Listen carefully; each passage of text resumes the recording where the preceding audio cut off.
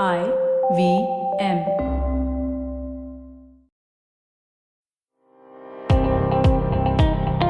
Welcome to All Things Policy, a daily podcast supported by Pragati, a flagship media initiative of the Takshashila Institution.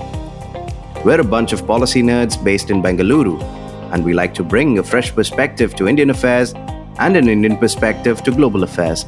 So grab a cup of coffee, sit back, and join us for today's chat. Okay, hello and welcome to our All Things Policy episode. And today we're going to talk about this interesting book. One is India's Blind Spot and Understanding and Managing Our Cities by Devashish Dhar. And for us, Devashish is also a JCPP alumni. And as a background, he has also been with Niti Aayog, he has been with LKY and Harvard. And today I have him here on this episode to dwell deep into what our cities look like and take stock of it, and also plunge into where the promise lies, right? How do we kind of look at it in the context of Samaj Sarkar Bazaar? That's the framework that I use for the podcast to break it down and understand the different elements and stakeholders involved in this. So I, Sowmya Nandan, I head the corporate affairs and the HR team at Takshashila, and I'm happy to have you here, Devashish. Thank you so much, Sowmya. Okay. So I think the moment we say urban cities, India, and all of that, all of us have so many questions. But like I had already shared with you, and we were having like a brief conversation, we will talk about things that are around us. And for me, Samaj is a big component of that, right? I mean, a lot of times we can relate to everything that's within our vicinity a lot better than something that's far-fetched. And we say, oh, in X country like Singapore, this happens, right? So Right. just to get into the conversation, first of all, I would like to understand if an individual is looking at the Samaj component, right, the society aspects of it. Right. I'm giving you an example of how people in my apartment or my neighbors would think about is a city's infrastructure, the lakes, especially in Bangalore that we have around us, and parks. Parks are, also a hub for a lot of people to meet, have conversations, for children to play, for elderly people to come and spend some time. So these are elements that make for an urban space, libraries and roads and all of that, right? So we feel urban infrastructure and design is like a key one for people to kind of decide to stay in a city or not, or even what makes that city, right? So a lot of people in Bangalore are very actively engaged in what happens around them. So there are RWAs, the Resident Welfare Associations, which actively anchor such conversations to make sure, if anything has to be set right, they go and talk to the local bodies for it. So Devashish, from your own book and the experience that you've had at Niti Aayog, probably give us a fair idea of how do actually people engage with this, and do you see a lack of it? Do you see it's picking up, and other nuances? Thank you, Sowmya. I think that is a very sort of pertinent point from where to sort of initiate the conversation, because the book in itself is my contribution to the larger Samaj. So, I mean, why did I have to write the book? The book was written because when I started writing these national policy documents around 6-7 years ago, I looked for a comprehensive book where I could sort of find all the problems and hopefully solutions also, or at least one way to tackle those problems in a single book, or at least majority of part in a single book. But I could not find it. So I figured that might be the gap. So this is my contribution at the individual level to Samaj when it comes to urban. And that's why, I'm mentioning this sort of my contribution because I want to say that, at the national level, at the international level, at the state level, and now also at the local level, we are all sort of part of a social contract, right? Where Samaj and Sarkar and Bazaar and we as individuals, we all have sort of different kind of responsibilities and, certain duties and certain sort of rights, so to speak, that we can sort of work together with. And the urban social contract is very different and it's evolving very, very fast. And the book sort of touches upon it, deep dives it across different sectors, and infrastructure and design is one part of it. In fact, the problem that I see essentially is, and this is a conversation that I had with other Takshashila folk, I think on Pulyabazi, is that my book talks a lot about unsexy infrastructure. It's not talking about flyovers or highways or, inland waterways and whatnot. because essentially that is the domain of the union government or the state government at best. But the principle of subsidiarity comes into play when we're talking about local governments, because that, I mean, the services are best delivered when, the person who's delivering it is closest to the person who's receiving it. And that is local governance, right? And our urban local bodies are not sort of equipped or empowered enough to perform on those functions. In fact, to an extent, like, I mean, we're hearing about the flooding. Bangalore gets flooded pretty much every year. The North India is flooded, continues to stay flooded now. It's Gujarat's number now. I mean, climate change can only be a very part of it, and it's a very convenient scapegoat. So I understand it. A lot of people mentioning it, but there's so much of essential, unsexy infrastructure that we have not put in place. That includes stormwater drainage that we had in Mohenjo-daro. It still survives to the day. The Roman cities were known for their extremely huge stormwater drainage, floodwater drainage, so to speak. So that was there. We are not talking about fecal sludge management. We're talking about solid waste management collection, but we're not talking about how to treat that waste, because again, then there are legacy landfills that we are looking at and so on, right? And then there's what do we do about 24/7 water supply? Because essentially, if Phnom Penh and Cambodia can provide it, if Vietnam and China can provide it, why are we able to do it, right? And there are multiple reasons behind it. Why do we see the urban water bodies sort of frothing with different kind of foam, which is very hazardous and so on, and yet we'd have inaction year after year. So there are a bunch of these infrastructure that I've sort of touched upon in my book. And I make a case that, cities need to focus on that. They need to be empowered for that. At the same time, they need resources for that. We do not give them enough money. I mean, one section in my book, it's called Rich Nation, Poor Cities. We might be $3.7 trillion economy, but I mean, our cities are extremely poor. Second of all is that we say, oh, no, we should reduce the government service, the pension budget is going up and high and whatnot. But the resources, in fact, there's a think tank based out of Bangalore, Chennai, where I have reference to their studies, and also one done by the Praja Foundation a lot, is that the per capita per 100,000 people, the number of municipal employees that we have is one of the lowest in the world. So, I mean, we do not have people. They're not trained in the most sort of, advanced functions, and the things are evolving very fast, and they're not equipped to do that. We do not have resources. We do not have the technological preparation at the local level and so on. So that is the binding constraint, so to speak, in the terms of economics. But there are also things that are desired outcomes, which I talked about, like 24/7 water supply, solid waste management, fecal sludge management, stormwater drainage, sewage, and so on. Housing, I mean, for that matter. I mean, housing, why is state government so heavily involved? And the problem with the state government is because they're looking at the larger election and the electoral money involved in larger cities. They look at from the principle of, what we can sell as development. Like metro, I think the overselling of metro is a huge catastrophe. I get it why people want it. It's very aspirational. I mean, I also want it for my city, but I also know the economics of it. And it's, I mean, we should be focusing on other forms of public transport, and especially its bus. Similarly, on housing, we are focusing much more on access, or much more on ownership than access. I mean, it's distorting the market. And I mean, you being in Bangalore, you know how overheated the market has become in the last 2 years. And now the post one certain IPO is going to become even more overheated now. And I think the Bangaloreans should be happy that, our cities is actually providing jobs that people are ready to overcome this transaction cost. But at the same time, the ULBs and the state governments should be, they should jump into action that, we're doing something wrong, that, a large pressure is sort of building up on one single city. Initially, it was Delhi, then it was Bombay. For a while, it was Hyderabad and Pune. And now it has been Bangalore for a really long time. So we need to figure that part out. And I want to quickly say one part on the urban design. That urban design I've covered that section, but not as part of infrastructure, but something part of governance and in planning in my book, because I think that it's a planning and government sort of deficit where we are not able to imagine cities where they have a very symbiotic and very nurturing, sort of mutually beneficial relationship with the built and the natural environment. I mean, when I go from my hometown, like from the railway station to my home, I'm just bombarded by billboards and honking and, solid waste lying all around here. And, there's a mishmash of all sort of transport coming together. It's an assault on senses.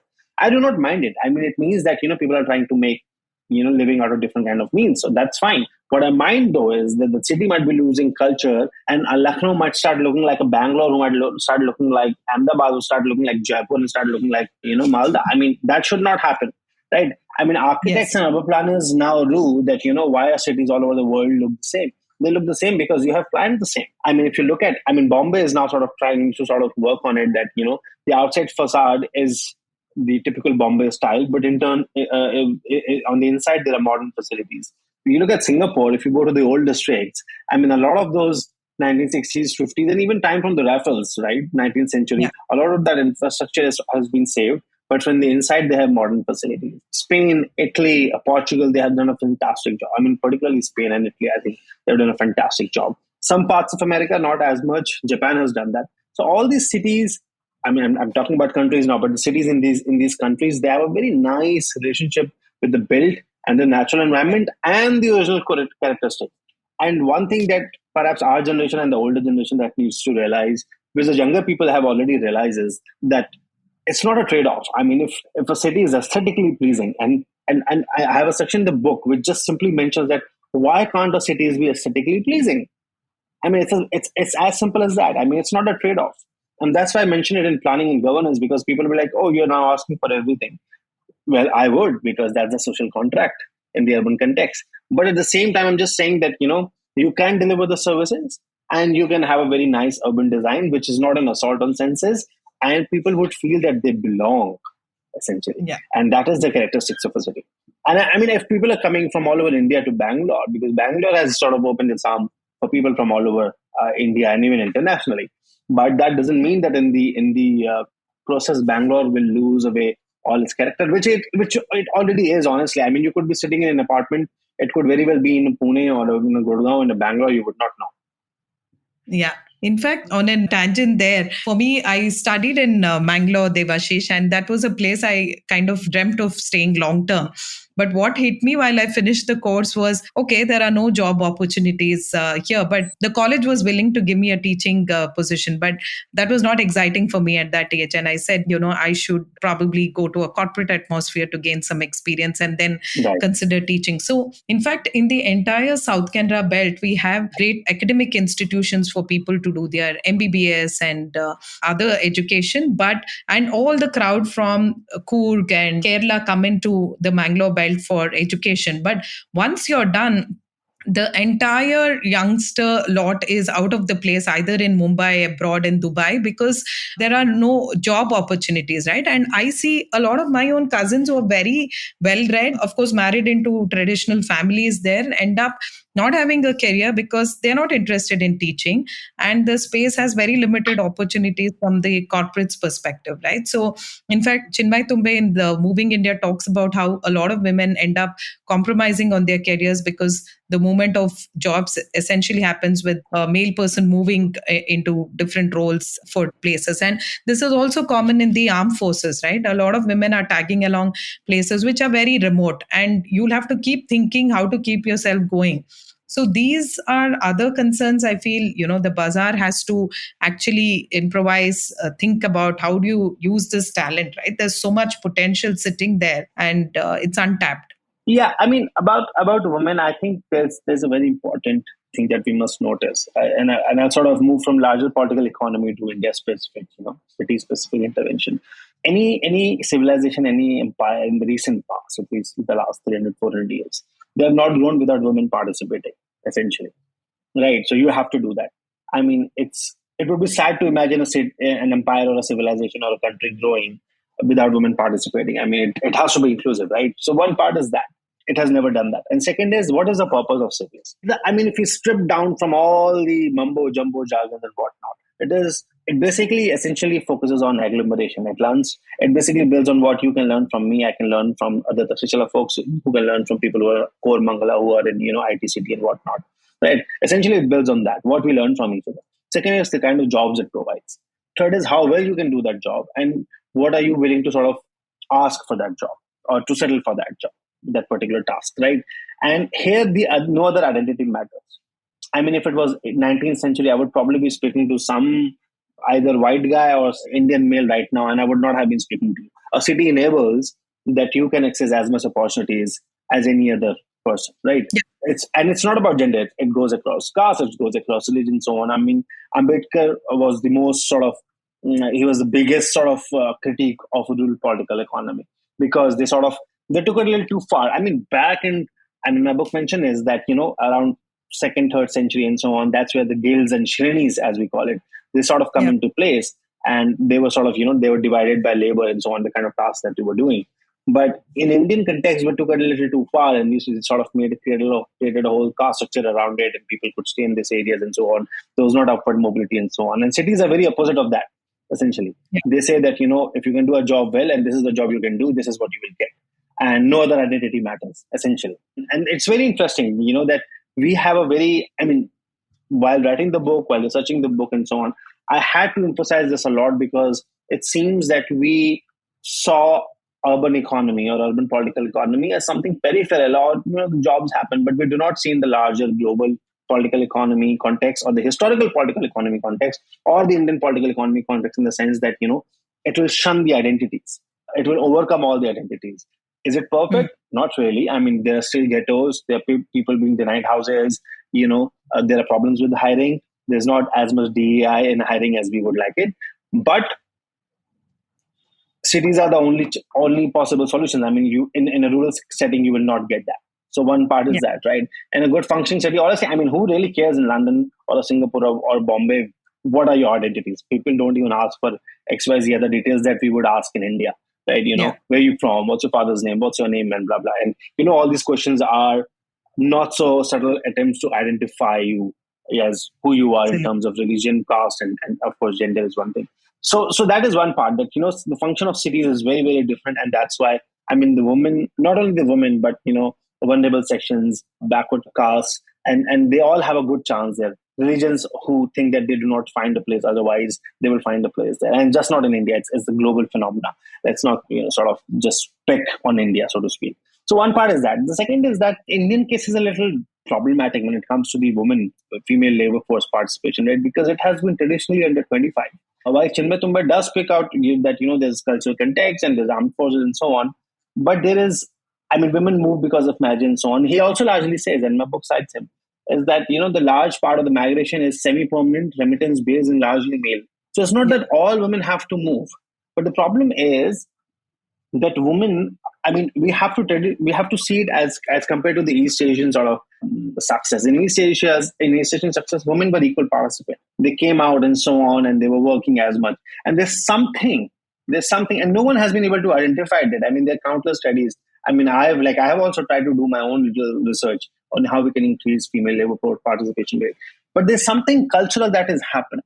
And that is something that we have to collectively, as a Samaj, we have to overcome it, and the bazaar has to enable it, and the government or the sarkar has to sort of reimagine things so that we come out of that. We cannot go on a $15 trillion economy or a $10 trillion economy without women participating, or be the female labor force participation rate staying under 30% or 25% as it is right now. So that is something that we need to address. When it comes to urban context, I can give you a few interventions that are really important. Second of all, the cities were designed by men for men, essentially. There was very, one of the strong critiques of urban planning is that the gender angle is very sort of, very subdued. Honestly, Barcelona has done some really great examples of, how you would imagine a city if you imagine from the perspective of a woman. Or other genders, why not woman? Or why just women? But from the perspective of different genders, like they're also experimenting how to see a city. It's Benlier Foundation. They've got an initiative called Urban 95. So they look at the height of a 5-year-old, which is like 95 centimeter, and they try and imagine city from their perspective. So it's another way to sort of imagine cities. The second is about urban transport. There are people I've cited studies in my book where people are willing to either not work or opt for suboptimal profession and wages to avoid harassment that they face. Most of it is in public transportation. So I think we need to radically change. And here the role of individual and Samaj would come really into play, of how we create safe spaces and inclusive spaces. And I think the third last chapter on safe and inclusive cities talks about it. And it's just not about women, and it's about children and so on and so forth, right? Yes. And you have the bunch of policies you have to create. Like why we not think about dormitory housing? Why are single women or married women, they have to go another part of it, right? So there's a bunch of problems that we need to look at it collectively as Samaj, in working in tandem with Sarkar and Bazaar, in terms of how do we overcome this. And unless we go beyond 40-50% of female labor force participation rate, in fact, better would be much more than that. We will not be able to achieve the success that cities can promise us. Yeah. In fact, on that note, Devashish, I don't know if you heard in Bangalore, the recent thing has been the Shakti scheme where women have free bus rides, right? Of course, there's different nuances to it wherein men are feeling less privileged and all of that. But the economics of it is to be still worked out. But at least women are using, as of now, to explore places they haven't been to. The buses are full. I mean, it's the initial spike that we're seeing that people are actually using it not for going for daily jobs, but more to travel around, meet people, go to places they always aspired to go. All of that is happening.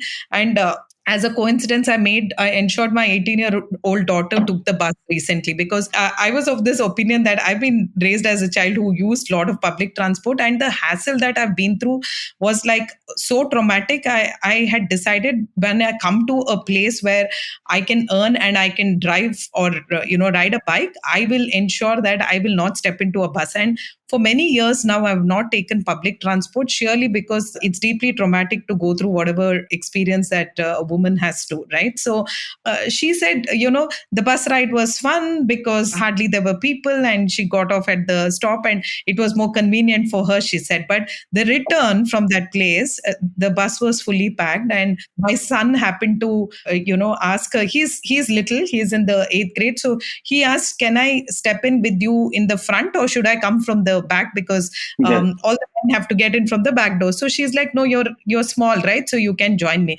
But then he was so cautious because he's heard us talk so much about this scheme and why women need this space of ensuring that they feel safe and all of that. He had so many questions around it, and it was interesting to have a conversation with the child saying why this country needs to think about safety, because it could be a scarred life like how I've gone through, right? Like I have, Absolutely, yeah. however cool it might look like, I'm going to drive on my own. And even to this day, going to Mangalore means I drive 8 hours. Correct. So, look at what's at stake, right? What you need. The trade off is huge that women stop going to places because of this. Right. I mean, and also going on, I've been raised in a joint family of 40 odd people in Lucknow, right? And I had women of all ages when I was growing up, and I still do. And when I hear from different experiences, and it doesn't take rocket science for us to realize that even if we might come from fairly privileged backgrounds, still the money that we had for the indulgences of women of the household, like whether they want to step out, whether they want to travel, and so on, was literally at the bottom of the pyramid. Like that was like, if any money is saved, then probably we might go to them. In fact, they would sort of self-sacrifice and so on. We sort of idealized as a society, as Samaj, we had done that, that, women sort of stepping out for their own indulgences and excursions and so on is not the top of the priority. And if you see, if you read my book, I just keep on hammering the point about public safety and public places. And that's why the work of Jane Jacobs, who's written the book called Life and Death of American Cities, I quote her very widely. And there's a section which is called David versus Goliath and so on, where I outline the fight between her and Robert Caro. And essentially, it's about men's neighborhood. It's about neighborhood that is 24/7 alive, where quote unquote there are eyes on the street, and that's where street vendors are nice and so on. And we all want to hide away the street vendors. We all want to hide away the migrant population. That's not really the case. I mean, all these things come together to make a city space, right? Safe. And public safety. I mean, the public spaces, the role of public spaces. I mean, I forget the number of times I've sort of advocated for public spaces, because it just seems that we are privately owned public spaces is something that is increasing, like a society and so on. It's not a public space, but a privately owned space which is open for a certain kind of community.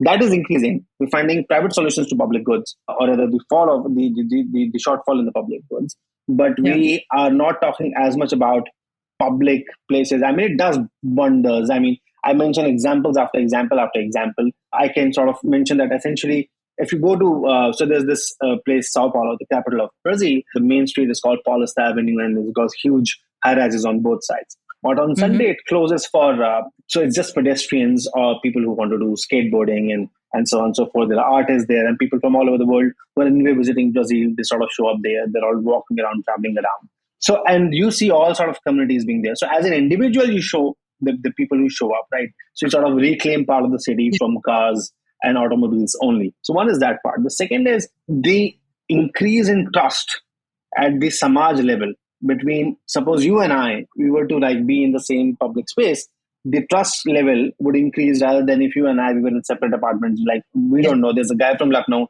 and there's a one from Bangalore. There's a lack of public trust, right?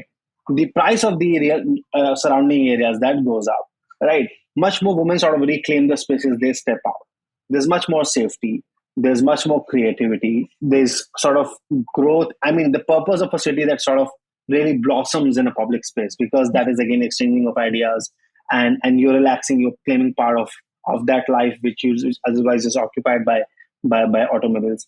So I think public safety, public places, role of women, role of public transport, role of affordable housing, role of rental housing, dormitory housing, role of higher education, role of subsidized higher education, role of subsidized public transport, role of a conscious Samaj which focuses on the collective safety, a focus on Samaj which sort of focuses on that we want more women to be here.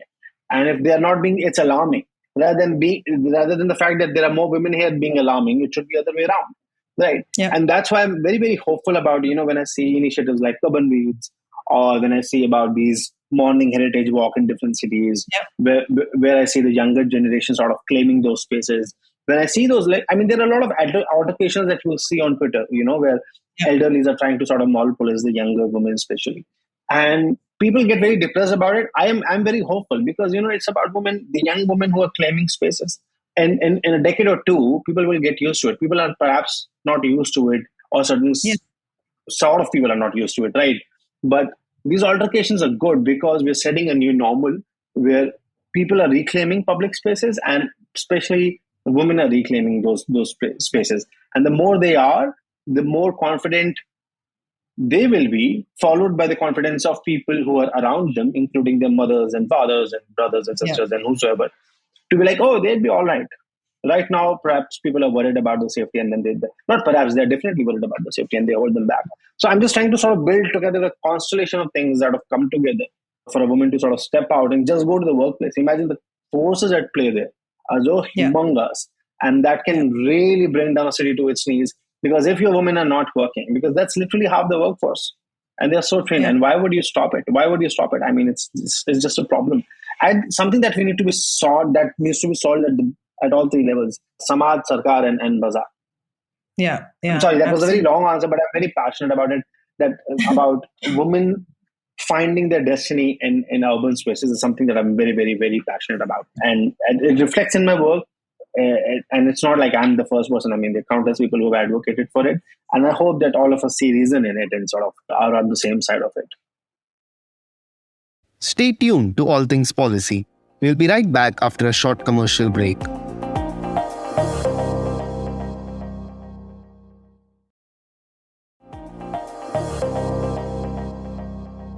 Yeah, but I'm glad, we're talking about it because we've realized that something's even as simple as lighting, right? If there are street lights, women feel safe. Then you start wondering, oh, is this a privilege at all? this should have been default, right? Just thinking about it.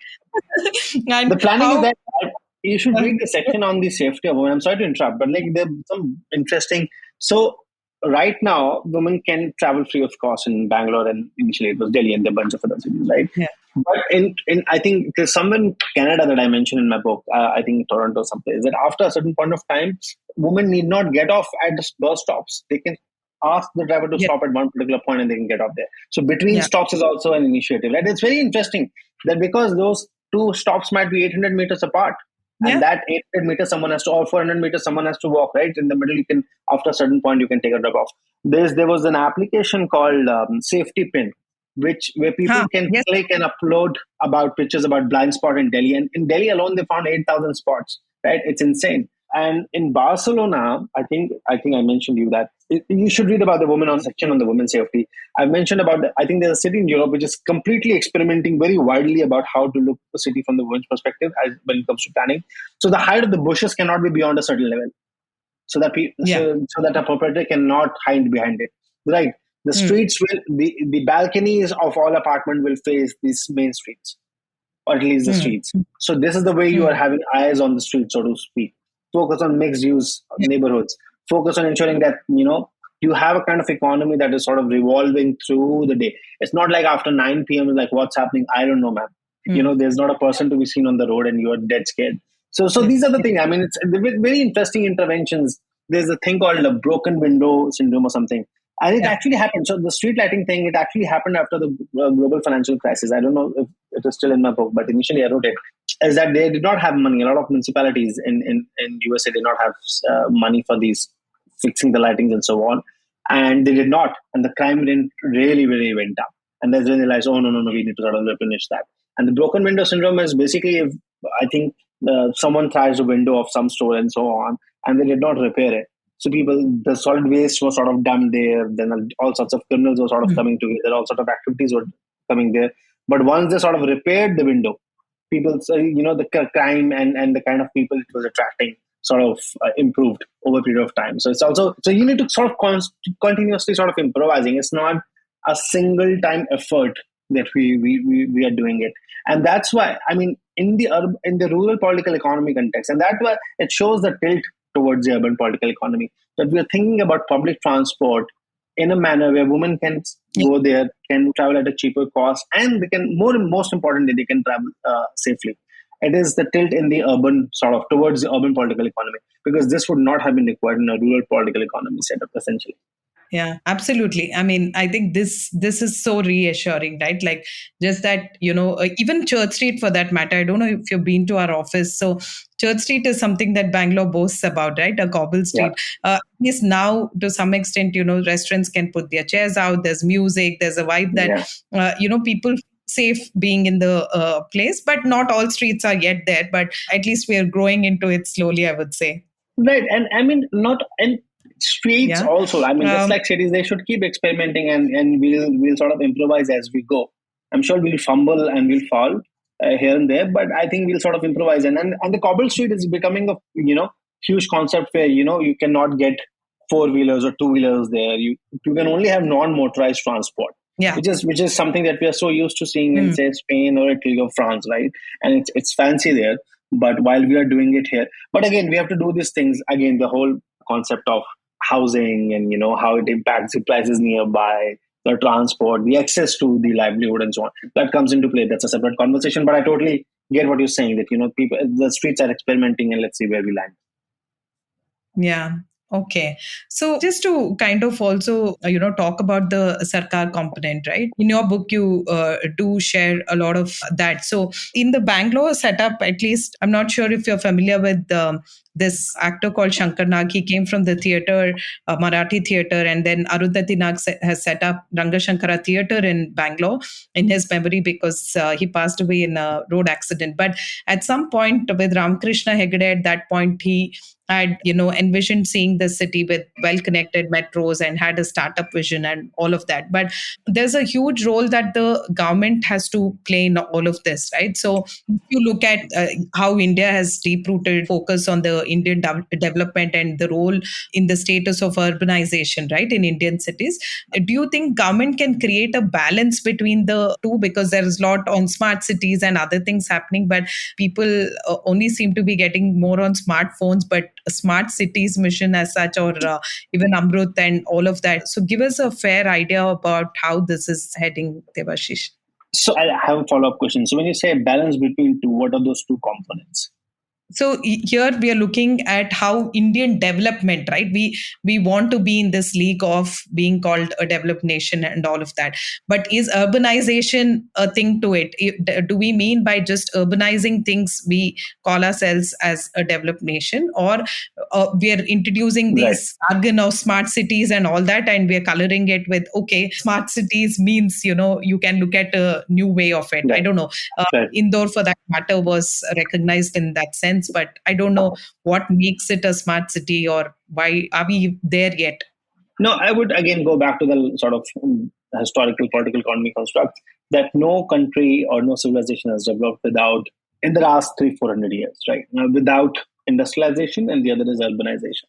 Industrialization has its own components, XYZ, and so does urbanization. So, I mean, if we really want to be, if we as a Samaj or as a nation, we sort of see ourselves to be fulfilling a promised destiny of being in the top of the league of the nations, which we probably will land up. in the top three is when we sort of succeed both on industrialization to a certain level and also on urbanization. So it's not like without urbanization we cannot reach there. That's forgiven, because we will never innovate. We will never, if we sort of deny urbanization, we will never innovate. We will not learn from each other. The wages will not improve. The productivity will not improve, and the wages will further sort of get depressed and so on. The women will not get the chances. The vulnerable sections will not get the chances, and we will not create the companies that can provide the jobs, or we cannot create an innovation ecosystem which can solve for the problems. And hence, urbanization is key. So one is that part, right? So I mean, urbanization is so so the part A sort of is answered to your question and let's park it there. The second is about smart cities and so on. Let's understand one thing. Since the advent of cities, and more than when advent of cities is more around like the start of the 20th century, every decade or two we had a different sort of maximum around cities, right? So around 1970s it became sustainable cities. Then for a while we had in 2000, the last decade, not this decade, but the last decade was like smart cities and so on. China was talking about spawn cities. This decade we're talking about resilient cities and so on.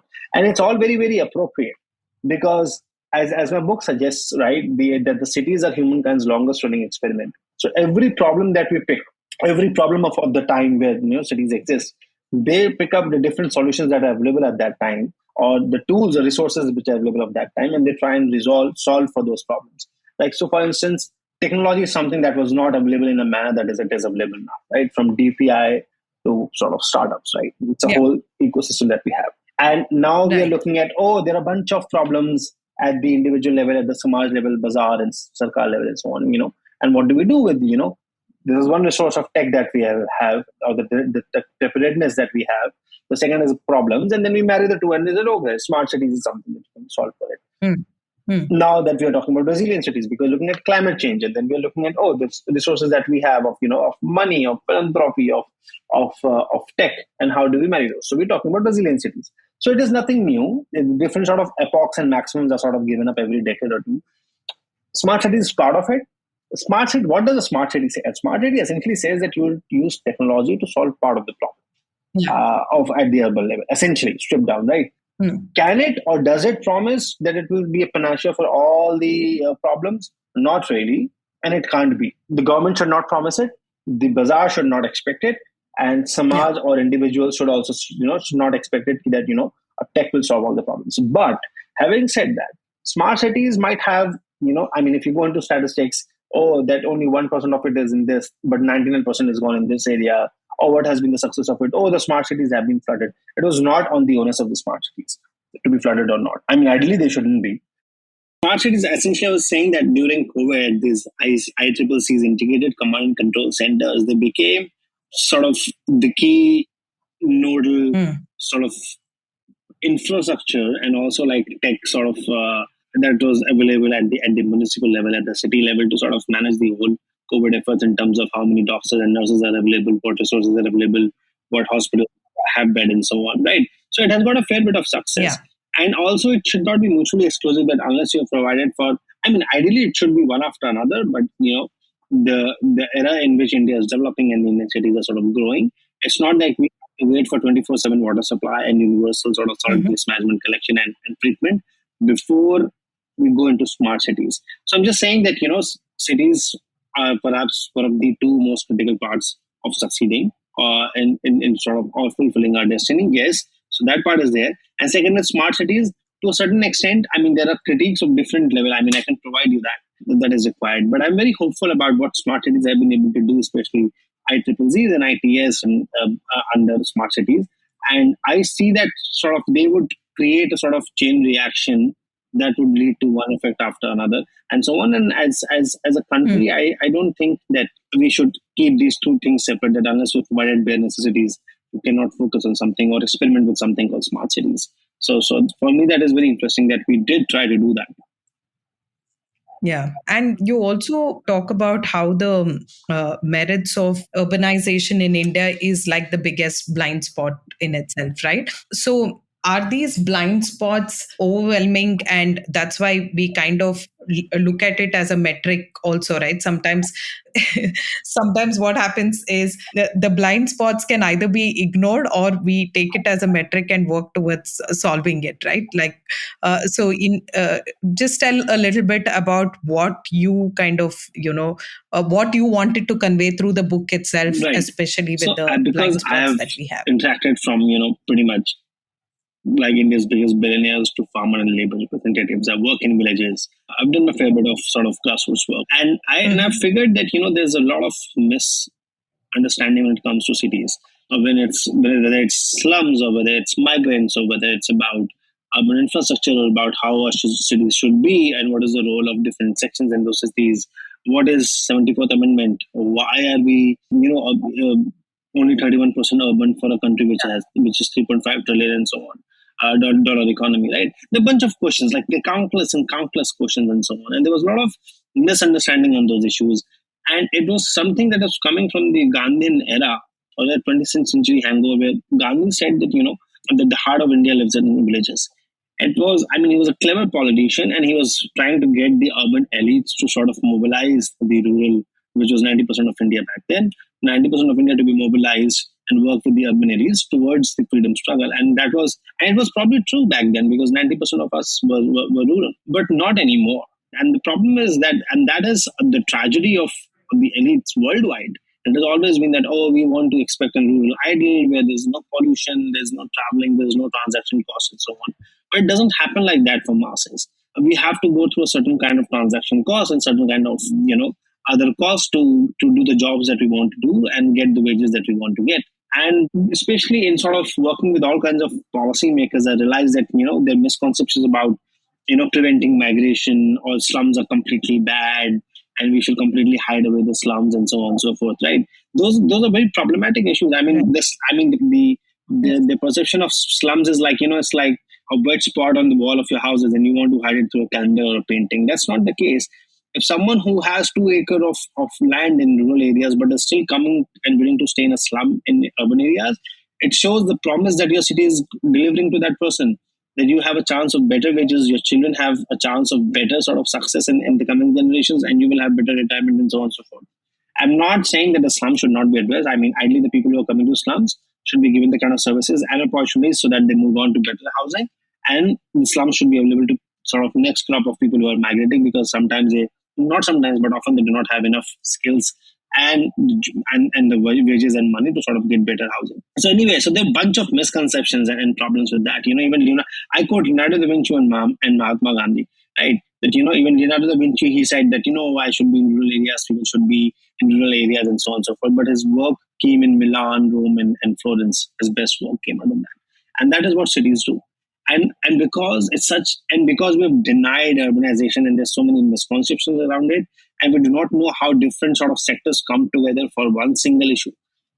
There are just too many sectors that come together, whether it's about, lack of water supply, or groundwater depletion, or urban flooding, or what is urban heat island effect, or why is rental yields so low, or why the rents are so high, or why the properties are so expensive and so on. There's just not one single reason. You have to address the whole ecosystem. The book attempts to do that. Now, the good thing is that there's large understanding that, cities is where it is. And now, because all of the people, like from elites to someone perhaps the most of the urban poor, are facing in some ways same kind of issues. Like if it's flooding, everyone is facing flooding. Yes, you might get into your high rise, but still you cannot go for work or your recreational activities, right? So people are facing all sorts of issues together. And now the discourse is sort of stepping up slowly and slowly and slowly. The book says that, yes, this is a blind spot, but the blind spot is just not one single blob there. It's like countless of those multiple blind spots sort of feeding into that. And there are solutions for that. And then I draw from global case studies, historical successes and Indian successes that, if it can be done. And honestly, and I end the book on the note that, all civilizations, all empires, all countries which have sort of succeeded, they have faced this churn. In 1800s, at the start of the 1800s, all these southern Western Europe and Northern America, they were like barely urbanized, 4, 5, 10%, 12%, and so on. By the end of 19th century, yes, start of 20th century, they were like 40, 50, 60% urbanized. There were people who were 7, 8 years old who were working in coke towns, right? And there were a bunch of problems. I mean, 1854, the cholera problem was solved by Johnson in London. Otherwise, they would have. I mean, that gave us severe coverage all over the world, right? And so basically, until 1854, I mean, just not too long Right. ago, it was 150 years ago. But they were facing all sorts of issues. Basically, where people were sort of defecating, and nearby people were also sort of drinking water. So, I mean, all civilizations, all countries have faced these issues. And I draw from that success that, all countries, including China recently, before that East Asia, prior to that parts of Latin America, prior to that Northern America, prior to that Europe, and so on, have such. And India also in the past. I mean, I have mentioned in my book that there were certain phases in the Indian civilization. Well, if I can call it Indian civilization, that's a contested word. But, in the history of India, that, there have been success of urban centers, starting from Harappa civilization, right? 5500 BC and so on. So we will face issues. People have faced issues. They have overcome that. And the success endures in resolving those issues. And that's why I'm very hopeful. The book is an attempt not to highlight. In fact, this is perhaps one of the only few books who is also prescriptive. It is not describing the challenges alone. That's the easy part, right? That you get some facts and figures, you use certain frameworks and use data to say that, oh, these are the problems. That's the easy part. But to envisage certain innovative solutions and build on the historical successes from the Indian successes, and also analyze the long arc of human civilization and the global political economy history to sort of understand that, would we fare well or are we doomed to fail? And I think we will fare well. And that's why I said, a couple of minutes ago, that we will be $10, $15 trillion economy, and even more so in the couple of decades. But to get there, we'll have to resolve these challenges. And it will be a very, very, very painful exercise in resolving those challenges. But until we do, we'll have to, it will be a lot of pain. But once we do, our success will endure. And the success of our cities will endure. And then, we will get to what all of us consider as our collective promised destiny. And I think we'll get there. Yeah, but that's interesting. In fact, hoping for the best, right? Like I also see a lot of promise, because I feel there are voices. People are asking questions, challenging the status quo.